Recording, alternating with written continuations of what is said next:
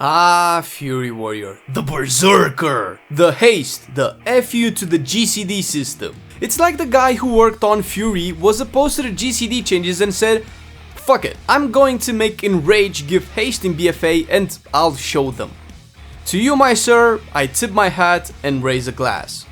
It's been a long time since I played this spec. It's a spec I've loved since vanilla, especially those time watching Swifty pwn noobs with Fury back when Arms was the dominant PvP spec.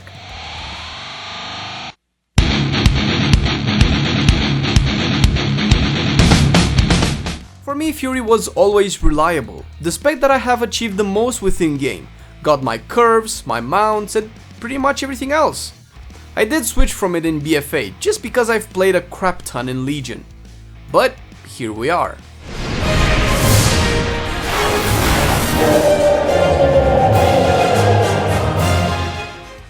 Today I will go over a basic / beginner guide for Fury Warriors. This is especially good for new players and maybe even returning veterans, people who just want to get up to speed with Fury Warrior in 8.1. I will go over talents, rotation, and especially how to gear up your big angry boy. A quick shout out to Icy Veins, Discord, Wowhead, and every other resource out there that helped me gather as much information about this topic as possible. I really hope that this video is informative and helpful to all of you new guys out there that are just picking Fury up. Like I said, or maybe even returning players that haven't played Fury in a few expansions already, because Fury has indeed changed. Eventually I will cover more specs for PvE, and we already have 2 up, Shadow Priest and Elemental Shaman. And if you like this type of content, make sure to follow us on social media and even subscribe, and we will keep you up to date with every new thing that we do.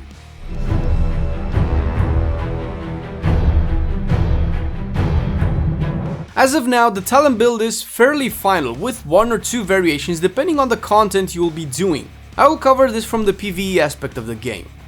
On the first row, Endless Rage is currently the best one for both dungeons and raids. The rage it provides scales better and better with your haste. War Machine is probably better when doing questing, old raids and such. To be competitive with Endless Rage, you would have to kill mobs constantly, and that just isn't an option in Mythic Plus in raiding. Second row is the one where you can choose. For raiding, you usually take double time. It provides additional mobility, which is always useful for a melee class, while Stormbolt is the other option that usually goes better with dungeons. But if you don't need to stun there, say you have a red pally in your group or a demo lock that can come with an inbuilt stun, you can take double time. Next up, on the third row, you can essentially take whichever one you like the most, since it's a playstyle choice. They're not all the same in terms of damage output, of course, but the difference is very minor. If you want to min-max, take Inner Rage for dungeons. Sudden Death will be your go-to in raids, or let's say tyrannical weeks where bosses are even tougher in dungeons. Furious Slash seems a tad better than Sudden Death, by 0.4% for me for example, so it's viable, but you would need to test out the playstyle. Next year, it comes down to you. I personally enjoy Bounding Stride the most, but I take Warpaint for the defensive.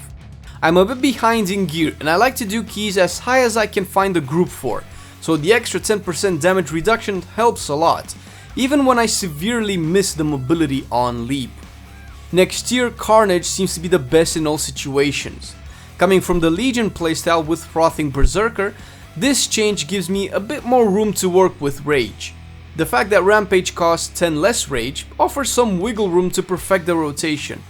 Personally, I like the Frothing talent, since it gave me another buff to manage, and it's really cool to align everything together. But I usually try to min-max, and Frothing is losing me about 3% overall DPS, which, to be honest, I would sacrifice sometimes for the added flavor to playstyle. Sometimes. Level 90 talents offer again a choice depending on the content. For dungeons, Bladestorm is the go-to. The rework we got on Bladestorm in BFA is something Fury players have been asking for a while now. Now the reduced duration aligns much better with Enrage, plus the added rage generation just makes it feel like it belongs. Everything else, Dragon Roar is your go-to. It has the highest amount of single target damage and aligns better with Siege Breaker, although you don't always have to use those two together. And speaking of Siege Breaker, that's what you take for your last talent. It works well in all situations, but shines the most in raids. Reckless Abandon is another option in AoE, providing us with an instant 100 rage whenever we pop Recklessness. It's not always ideal, since normally when you engage in combat you charge and Recklessness at the same time. With Abandon you would be wasting the 40 rage charge would provide, since Recklessness doubles the baseline 20. However, if you are fighting long AoE encounters or you cannot fit in a charge, Reckless Abandon is worth it. Because of its rage inefficiency, I don't particularly enjoy it. Also, in an ideal world where you could essentially pull off a perfect simmed encounter, the dungeon-oriented talents barely provide a DPS boost as opposed to the raids. But they do alter the playstyle a bit and cater to certain encounters. This means that if you are not doing high-end mythic keys or mythic raiding, you are pretty much good to go in picking whatever talent you enjoy more.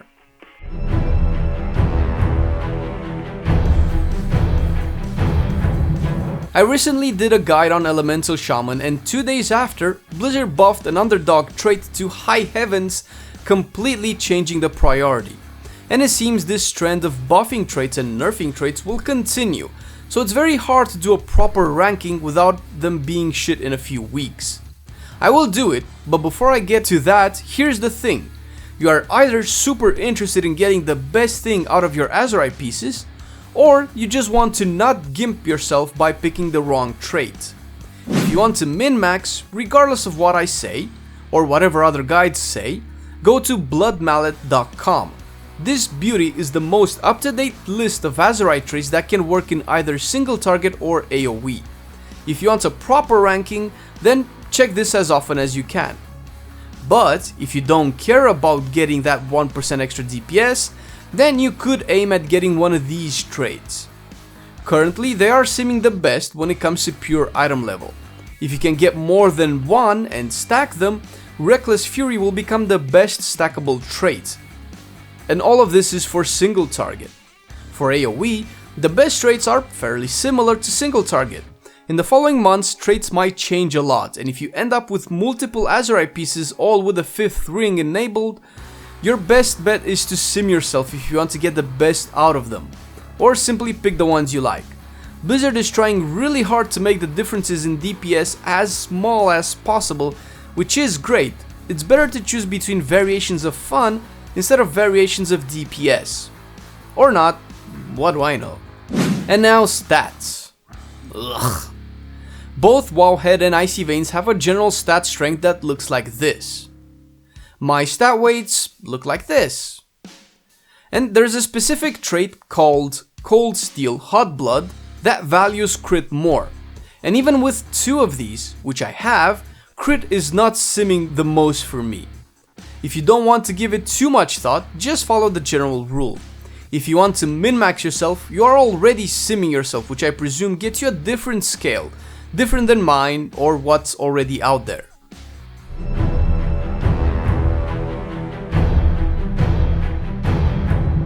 The rotation is simpler to understand than most classes. The basic priority looks like this. Essentially, you want to cast Rampage when you are either not in rage or above 90 rage to prevent capping. Lower down the scale we have Recklessness on cooldown. One note here, if you expect to need burst soon, you can hold on using Recklessness. You want to use Siege Breaker during Recklessness. Raging Blow if you are at 2 charges. Bloodthirst on cooldown, Dragon Roar only when enraged, then fill in with Raging Blow and Whirlwind. Now, things change a bit depending on the talent, and since I advise you to pick what you like, here's what you need to know. If you pick Bladestorm, just replace Dragon Roar on the rotation with it. Furious Slash needs to simply be cast at the beginning to get the full buff, and then it replaces Whirlwind. If you have 2 or more Cold Steel Hot Blood traits, then Bloodthirst gets a higher priority on the list and also replaces Raging Blow at 2 charges. When you switch to AoE, the only difference you have on the rotation is that you need to Whirlwind first. Then you spend 2 globals from the single target rotation, then Whirlwind again. When you Whirlwind, your next 2 single target abilities hit 5 targets around you. So every 3rd global you Whirlwind, the rest remains the same. For the opener, if you do not use Furious Slash and Reckless Abandon, open with Recklessness and charge immediately after. Charge is not on the GCD, so essentially can be cast at the same time. This way you get double rage from charge. That's it. After this, continue with the rotation. If you have either of the two talents mentioned before, you just charge at the start of your rotation. One note, if you do use Reckless Abandon, try to dump your rage into your first rampage, otherwise you are wasting rage. And this is why I don't particularly like this talent anymore with the new Recklessness change.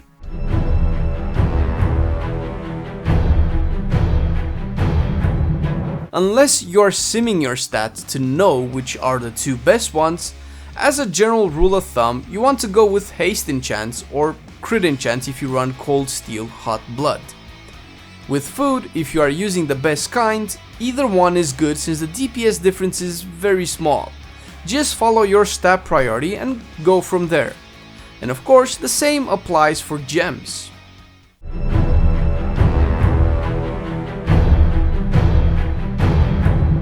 When it comes to how Fury works, it's a very simple spec actually. It all revolves around Enrage. When you are enraged, you get a buff to your haste by 25% and a 10% to movement. Aside from this, your damage dealt is also increased from the Mastery Unshackled Fury.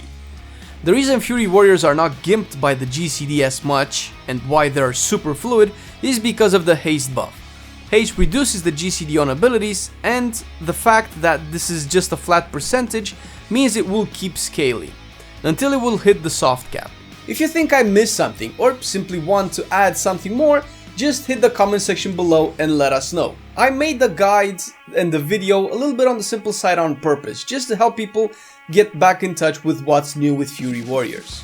We already have a few guides up on the channel and more to come in the future, so make sure to stay subscribed to our channel and we'll keep you up to date with PvE and PvP stuff, because PvP is what Marcelian usually does. Thank you for watching the video, I've been Flame and I will see you guys next time.